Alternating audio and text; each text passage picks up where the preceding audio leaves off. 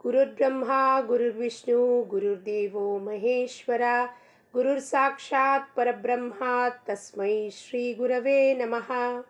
सभी साधक बंधुओं को आत्मज्योति को शिरसाष्टांग प्रणाम करते हुए मेरे सद्गुरु श्री चंद्र कुमार जी के दिव्य चरणारविंदों में साष्टांग प्रणाम करते हुए आज कबीर महाराज जी का एक दोहा देखते हैं, जिसमें दोहे का जो सार है वो क्या कहता है कि संसार का जो प्यार है, संसार से जो प्रीत हमने लगाई है, मोह हमने लगाई है, वो सब झूठा है।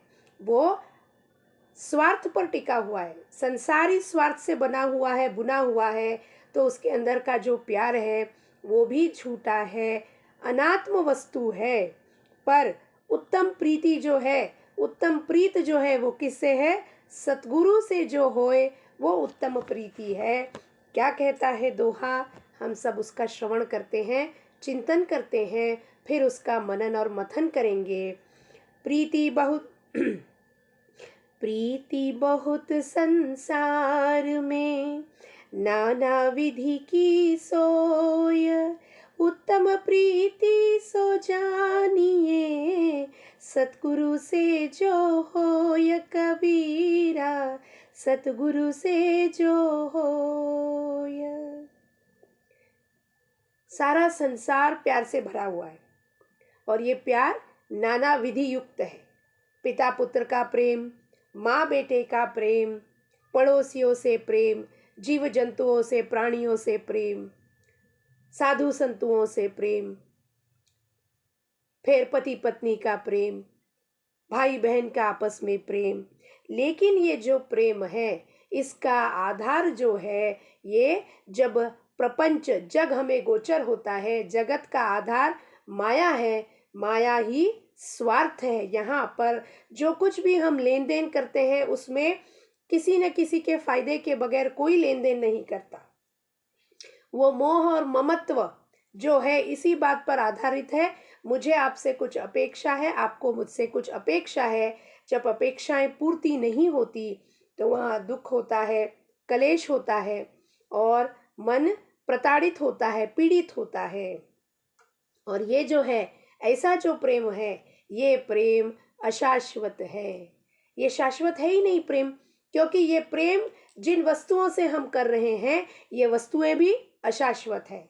कोई हमारा सगा संबंधी हमारे साथ में हमारे जितने साल तो जीवित नहीं रहता।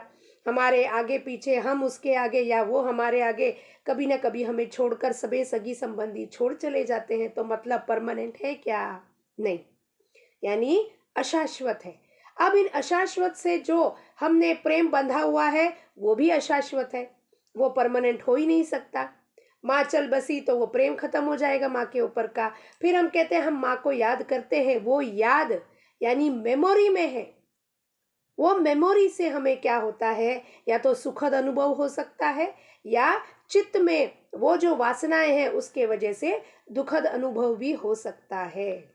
जो अनात्म वस्तु है, जग की जितनी भी विषय वस्तु व्यक्ति है, वो सब अनात्म वस्तु है और आत्मा ही केवल सत्य है, जो मैं उसका स्वरूप हूँ।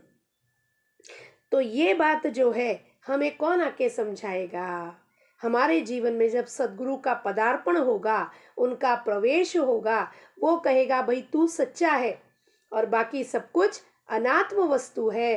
तो इसके ऊपर का मोह जो है, प्रेम जो है, छोड़कर एक प्रेम तू सतगुरु से बांध ले। सतगुरु यानी कोई व्यक्ति नहीं है जिसे हम देहधारी समझकर हम उसे प्रेम में पड़ जाएं।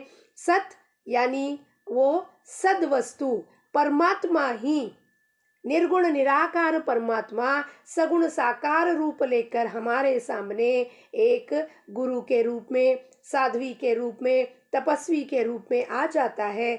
जब ये संसार का प्रेम निकाल कर हम उसके चरणों से बांध देते हैं, भक्ति से, वैराग्य से, तो क्या होता है? ये परमानेंट बन जाता है, शाश्वत बन जाता है और हमें मोक्ष की ओर लेकर जाता है। ये कैसा प्रेम है? यहाँ पर कोई अपेक्षा नहीं है। यहाँ पे सतगुरु को हमसे कोई अपेक्षा नहीं है। उनका केवल एकमात्र उद्देश्य है इस जीवात्मा का उद्धार होना। उद्धार किस किस चीज से है, किस सिचुएशन में है, ये गुरु को पता होता है। तो हर पल गुरु का एक ही केंद्र बिंदु होता है, इस जीव को मैं क्या दूं तो इसका उद्धार हो जाएगा और ये मोक्ष के मार्ग पर चल पड़ेगा। तो यहाँ पर लेन देन की बात नहीं है, कपट नहीं है, स्वार्थ नहीं है, निस्वार्थ निश्चल प्रेम है। निश्चल यानी वहां कोई चल नहीं है, कोई मूवमेंट नहीं है वहां पर। ऐसा जो प्रेम है वो सतगुरु का है। सत यानी सद्वस्तु गुरु रूप में आकर खड़ा हो जाता है। इसीलिए भगवान और गुरु में कोई भेद नहीं है, भेद नाम और रूप में है, लेकिन वो निर्गुण निराकार सच्चिदानंद परमात्मा जो है गुरु बनकर हमारे आंखों के सामने गोचर होता है और वो हमें वही बोध करा के, जिस प्रकार कुम्हार मटके बनाता है, बाहर से उसके पास एक वो थापी होती है जिससे मार मार कर घड़े का सुंदर आकार बनाता है और अंदर से बड़े प्यार से उसे आकार देता है, यानी अंदर और बाहर दोनों से उसका आकार यानी बदलाव जो है वो सतगुरु करता रहता है।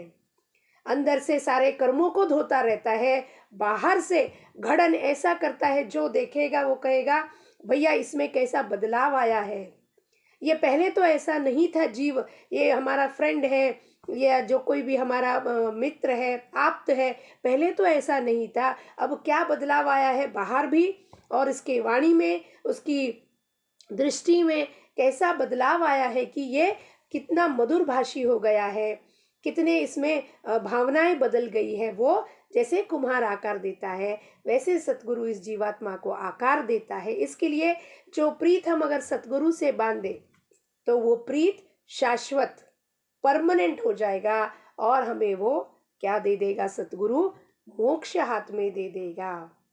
जानकी जीवन स्मरण। जय जय राम। लोकाहा समस्ताहा सुखिनो भवन्तु।